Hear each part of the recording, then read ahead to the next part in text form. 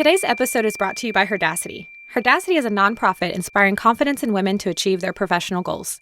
For resources, networking opportunities, and a strong community of women, visit HERdacity.org to learn more. Welcome to HERdacious, a podcast for audacious women.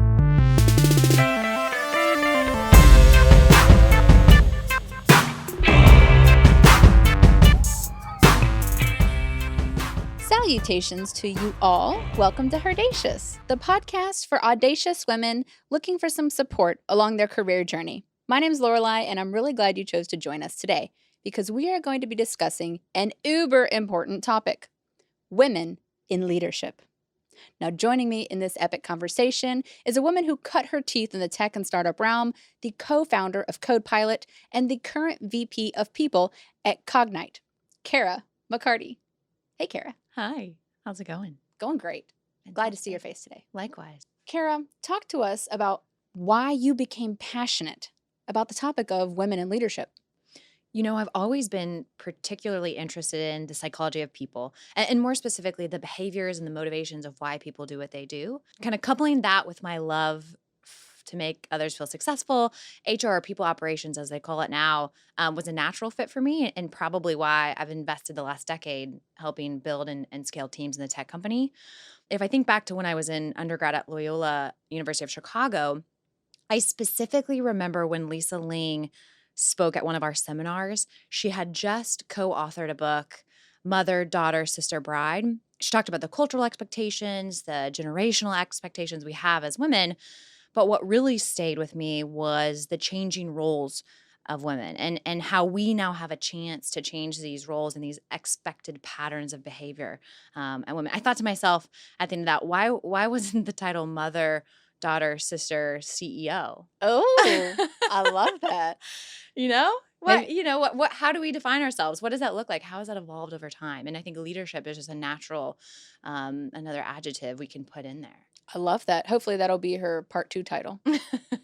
She's fantastic for those who haven't read that book. All right. Well, I am glad that women in leadership became a priority for you over time. I know that you do have a background in HR. Give me your thoughts on companies of any size. Do you think that they need to have a diversity, equity, and inclusion strategy in place at all times to ensure that women have a seat at the table? Or is that something for certain levels of companies, like certain sizes? To me, culture is intentional. I tell founders, I tell executives, it's always by design, and so is women in leadership. I joined Travelzoo as an entry-level HR associate, and I worked for a really strong group of HR leaders who were women. I also sat in the Chicago office, and I sat next to our head of customer service, who was also a woman. And so I think I had this opportunity to be surrounded by really strong women leaders right out of undergrad, which was great. Lucky. I know. At the time, I can't remember if we had a DEI strategy or if the founders just knew that diversity was really good for business. But recently, Travelzoo became the only U.S. listed company with an 80% female board, which is basically unheard of. Wow. I think there's only just maybe 4 other NASDAQ or New York Stock Exchange listed companies who have boards that are composed of over 60% women, which is kind of mind blowing. And so to answer your question of like, do companies need to have these types of strategies in place? It's absolutely purposeful. It's absolutely by design. What's also really interesting is that a McKinsey analysis report I read recently said that companies perform financially better when they have diversity. And what's even more interesting is that around gender diversity, companies are going to perform maybe 15 to 20% better respective to companies that don't. So not only is it good for business, it's good for culture, but it's good for financial performance, which, you know, we're just starting to see these types of surveys and this type of data come out in the last few years. Well, I actually am familiar with data from over a decade ago that said companies with more female board directors outperformed other non-diverse boards by 53%. Wow. Right? Like, I mean, who knew? Different perspectives make companies more successful. Given the stat I just shared with you, how does leadership differ depending on the size and growth stage of a company? the majority of my career has been within technology businesses, and The priorities are absolutely different from a startup versus a mature company. And with that, leadership characteristics, leadership qualities, leadership outputs are also very different. I've supported teams of 3 when I co-founded Copilot, but also supported a group of 1,000. And the challenges and the business needs are very different. I really believe that your leadership muscles have to flex depending on the needs of the business, the strategy of the business, and the team size at the time. So, absolutely, leadership is different and has to adapt and evolve depending on the growth stage of the company. Absolutely. What do you think companies need to do in order to attract, engage, and retain top leadership talent, specifically top female leadership talent?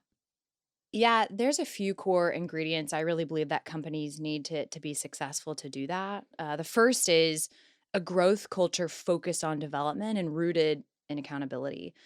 Honesty, transparency, these types of core values, these types of cultural aspects are imperative.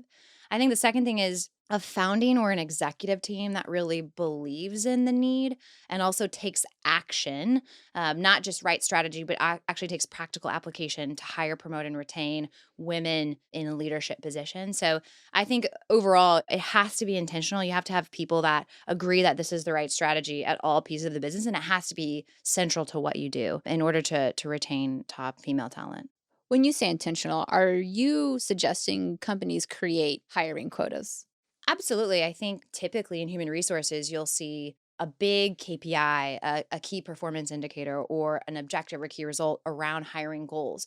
And with hiring goals, there absolutely are parameters around that to ensure that you're hiring a right mix and a good mix, and that you're being very intentional, that you're getting the right amount of diversity and population into your recs. And that goes all the way when you craft a job description to thinking about what type of job boards that you want to target, what type of groups, women in business groups that they have, meetup groups. There's a lot of different things you can do to engage different communities in hiring recruitment. And absolutely, I would say a strong HR team has these things at top of mind when they post and they hire, and they make sure that they're getting a really diverse group of applicants to choose from. To dig into the HR question for just a quick second, how do you feel about reviewing resumes and application submissions without names so that gender is not disclosed up front?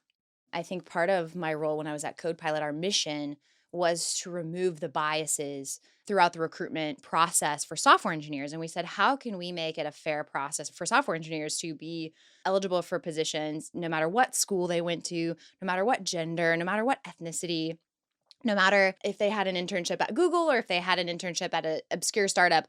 All of these things shouldn't matter. It should be purely skill and behavior based. And so this is something I've thought a lot of and something I think is super important. Removing the names off resumes, I'm not sure exactly what the outcome or the output that would be, but I definitely think there's ways that you can measure skills and abilities regardless of name, regardless of gender. When I think of a good recruitment process, I think about measuring 2 key parameters. I think what's really interesting at Cognite, too, specifically, is that we try to measure based on skills and abilities and behaviors. And I've never thought about what it would be like to remove a name off of resume. But you are right. I have read studies that show certain names have a more likelihood to get through the recruitment funnel than maybe, let's say, a harder name to pronounce or one you don't see very often. Mhm. So I think there are certain biases, either inherent or purposeful, that we try to minimize at all costs, especially at Cognite. We try to reduce the noise. We don't allow photos to be put on. We try to minimize all of these things that aren't as important versus just the pure skills and abilities and behaviors of someone. I remember reading about the difficulties women were experiencing in getting accepted into symphonic orchestras. And one of the things they did to increase diversity in symphonies was that they removed names from the resumes. When they auditioned, they put them behind a curtain, so you couldn't see what they looked like at all. And lo and behold, people of color and women started breaking into these really prestigious symphonies just like magic. It was almost like they got placed in their role for their talent. I think it's super interesting. That's a very physical example, but in technology, and now especially now during COVID-19, we're fully distributed and mostly doing phone calls or video interviews or these types of interviews. I think the example that you just gave with symphonies is very physical. You can't see them. So that is another way of not seeing them or having that kind of physical curtain, which I think is super helpful and super interesting. As you continue through the recruitment funnel and the recruitment pipeline, we also have ways to measure the effectiveness of someone's skills, making sure we ask behavioral-based questions, probing into their backgrounds, really getting to the meat of what they've done from a skills perspective. And I think similar to the orchestra of playing, we try to do the same thing in tech as well. I try to measure people's skills through a wide variety of assessments or behavioral-based questions. Excellent. Well, we're going to take this moment to assess our sponsor.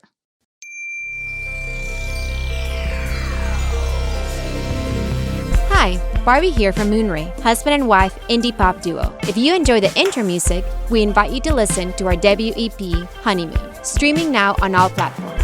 Visit www.moonray-music.com for more.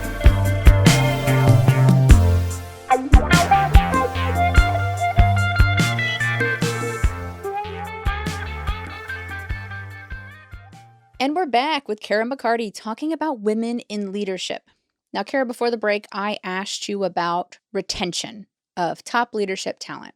Do you feel that there is a significant hurdle you have seen women face in regard to retention? Absolutely. The first one that comes to mind is pay equality.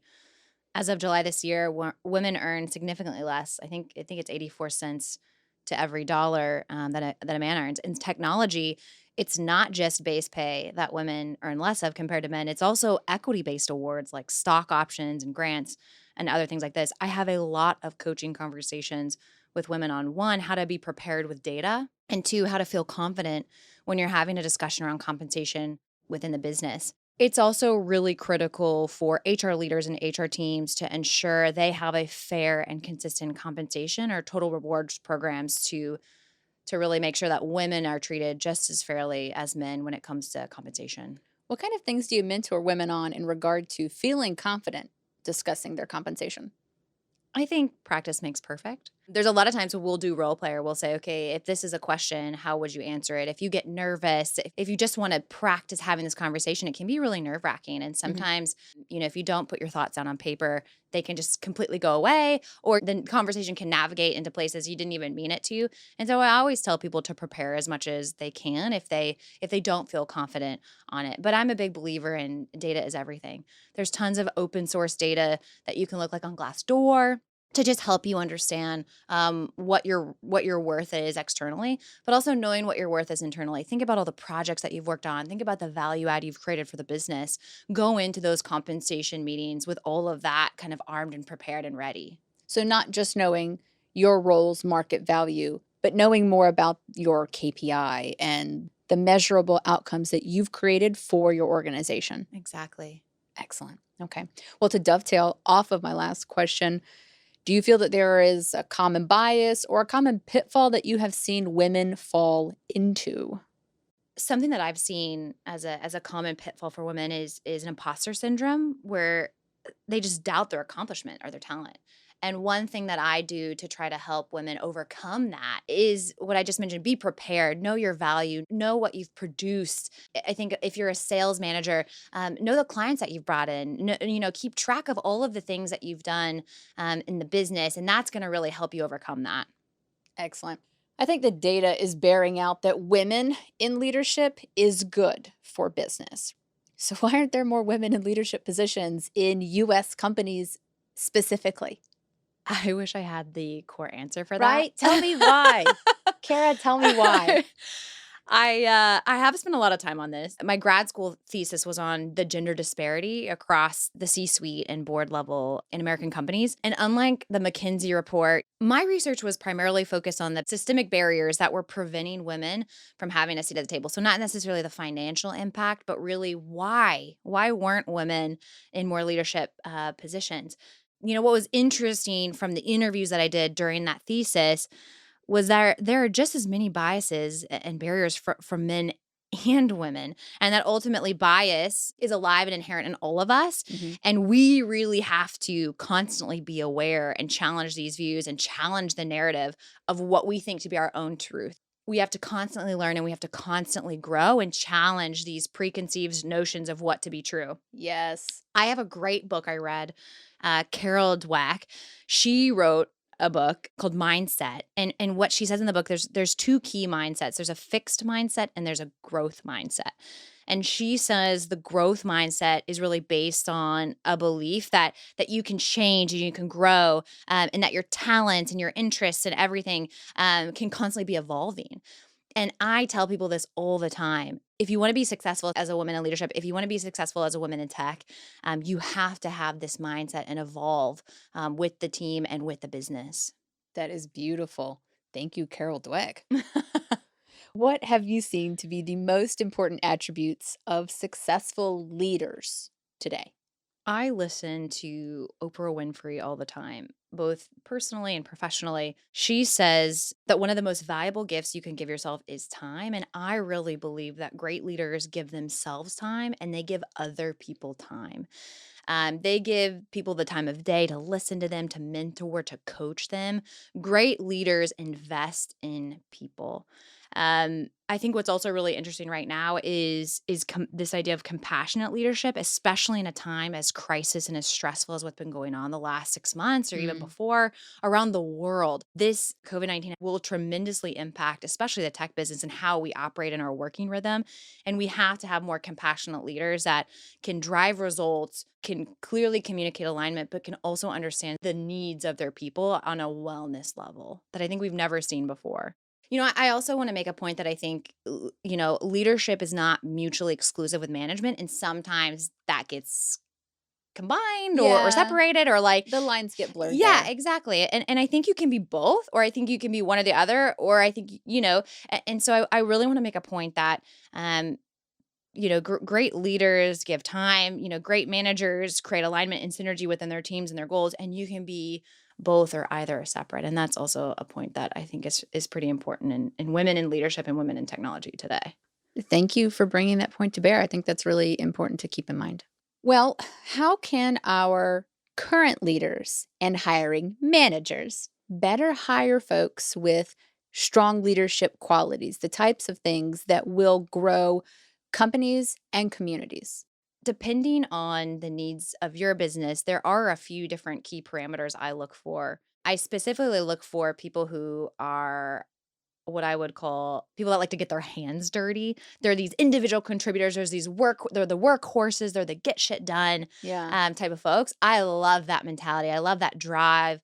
I also look for people who have this strategic leadership love. And I mean that in the sense of they really love giving back their time. They really like investing in people. It's like these are the types of qualities and behaviors I look for. With that, though, I also make sure to try to weed out folks with high ego, because I think if you have someone with high ego, they could be very individually focused. And what I really look for is no matter the diversity you bring to the table, the diversity of thought, the diversity of your background, you have to be collectively wanting to move forward as a team and in our team. And I think that actually flows and lends itself really well into what us HR leaders and practitioner, I have air quotes with my fingers, would call high EQ or high emotional intelligence. Mm-hmm. How can you navigate as a team to get what you need to get done at all levels and all sizes? And so those are a few of the different parameters that I look for when trying to look for strong leadership qualities. Lastly, Cara, if we all feel super empowered to go up our leadership game, what are some resources we can check out? I know that you've already mentioned a few, but can you kind of go back over them for us real quick? Yeah, happy to. The first one I mentioned was a book by Lisa Ling and Joanne Eicher, Mother, Daughter, Sister, Bride. It's less business, but I think it's really interesting from a woman's perspective, generationally in life. The second one, Mindset by Carol Dweck, around kind of the mindset of both growth and fixed mindset. I also like to absorb content, not just by reading, but also podcasts. We're here today. I really enjoy NPR's How I Built This with Guy Raz. He does a great job of interviewing founders and executive team members on a really wide variety of topics. Okay. And then last but not least, First Round Review. It's an online publication. It's free. They have several key topics like management, people and culture, product. If you're someone like me who also likes to just quickly read or pick up little tidbits, First Round Review is by far one of my favorites. Wonderful. Thank you. Sure. Well, this is our first show in October. And October brings forth the thoughts of pumpkin spiced everything, falling leaves, hocus pocus and Beetlejuice, of course, and debatably the best holiday of the year, Halloween. Absolutely. Thank you. However, October isn't just the month of tricks and treats. It is also Breast Cancer Awareness Month. And considering that HERdacious is a podcast made by women for women, we want to be your resource not only to provide professional support to our fellow femmes, but also a little bit of health awareness. Because your health and your livelihood are very important. So we're going to take a moment to spotlight awareness of breast cancer in our Femme Fact for today. Now, breast cancer is a type of cancer which predominantly affects women, but it does affect men, where certain cells found in breast tissue grow out of control and eventually form tumors. These tumors can be detected by physical exam, x-ray, as well as some newly developed advanced imaging techniques currently being studied and rolled out today, such as PEM imaging, aka positron emission mammography. There is a contrast enhanced mammography, or even a breast MRI. Now, it's important to note that many lumps we might find in breast tissue could be benign, which means non-cancerous. However, if you do detect a lump on your breast, it's definitely worth checking out with a professional. This brings me to my next point. All healthcare providers, all women-specific healthcare providers firmly believe that in order to fully take advantage of Breast Cancer Awareness Month and spread effective awareness, we need to highlight early detection and prevention. This means every day, at-home regular things that women can do to catch early symptoms and to stop the growth of cancerous cells before they become too severe. They recommend performing self-exams once a month, even if you seem or feel completely healthy. Not only does this help familiarize ourselves with our bodies and how they feel, but it also makes it much easier to raise concerns when we might detect an abnormality. In fact, 40% of diagnosed breast cancer was caught when women felt a lump during a self-exam and followed up immediately with a clinical exam with their physician. Many women's health centers strongly suggest scheduling annual mammograms for women aged 40 and over, which is the age where our risk of tumor development can increase. Mammograms are the best diagnosis tool for detecting breast cancer because they can catch cancerous lumps up to 3 years before they can even be found in a physical exam, which is the beauty of technology in action. That being said, mammograms, like all things, are not perfect. Although infrequently, mammograms can and have missed detection of breast cancer cells, which is why women's health physicians strongly recommend getting those mammogram screenings done on an annual basis. Because breast cancer affects over 200,000 people in the United States every year. This comes out to about a 1 in 8 chance that any woman could develop breast cancer in her lifetime. Apart from regular physical exams and professional screenings, prevention can also take the form of a healthy lifestyle, such as being physically active, getting nutrient-dense foods and healthy fats into our diets, limiting our alcohol intake, and cutting out smoking, as well as maintaining a healthy weight for your body type. We want you to live the best life you can possibly live, and we want you to do so for as long as humanly possible.